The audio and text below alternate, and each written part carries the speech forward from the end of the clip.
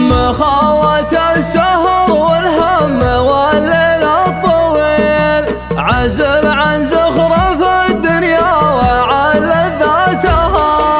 قضى عمري على الموال هذا كل ليل، وراح الوقت في ود العلوم وهاتها،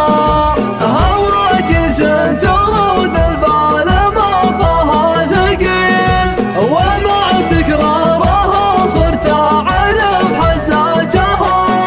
ومع تكرارها صرت أعرف حزاتها، ضيوف ما تميز فالكريم وفي البخيل، ليا عسعس هويد الليل جات فوقاتها، تسوي في ضميري مثل محكمة الدجيل، بعسكرها ومتهمينها وقضاتها،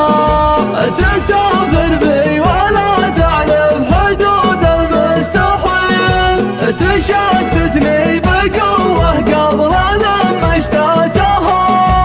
تشتتني بقوة قبل لما اشتاتها،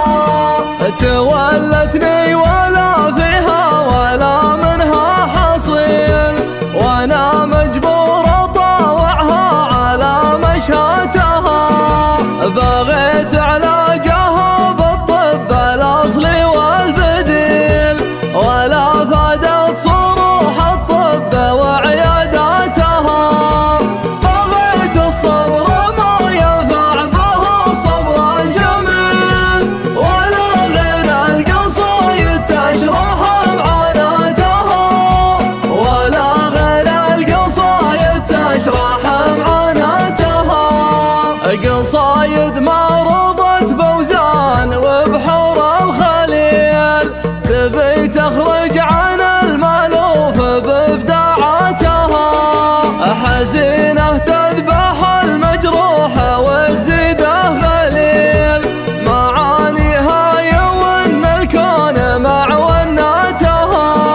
من الشكوى لي الفرقة ومن هذا القبيل، مواجعها تعد نحيا البشر لمواتها، مواجعها تعد نحيا البشر لمواتها،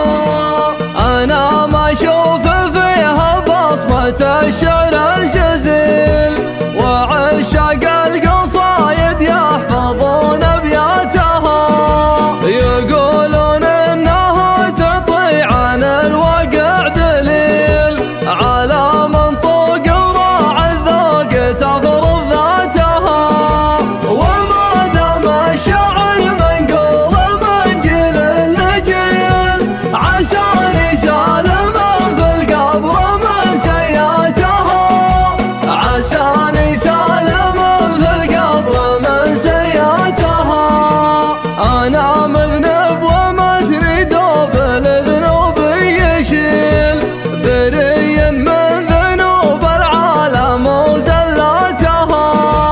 زبنتك يا كريم الوجه مزبان الدخيل، من الفتنة ومن بقعة ومن صكاتها، حكيم حكمك يخلص عميل من عميل، كريم ترزق عبادك على نياتها، كريم ترزق عبادك على نياتها، بعد راح الكثير ولا بقى غير القليل، عساها توبة تقضي على ما فاتها، ليام اني كسبت رضاك يا